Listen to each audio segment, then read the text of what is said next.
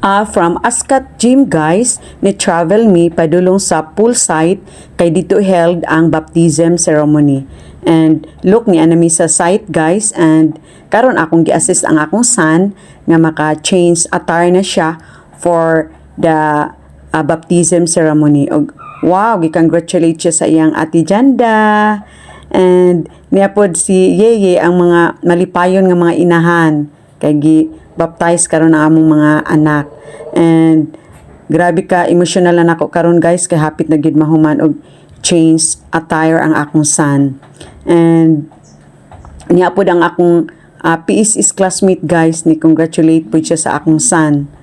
Wow, it's a nice feeling guys nga daghan ka nga lipay. Og mao ni si Brother Inaldo na congratulate po siya. And now tour na sa akong son guys for this awaited time sa iyang life. Proverbs 27:11. Emotional man kay ko karon guys. Uy, hapit ko makahilak guys. Wow, congratulations nak. Wow.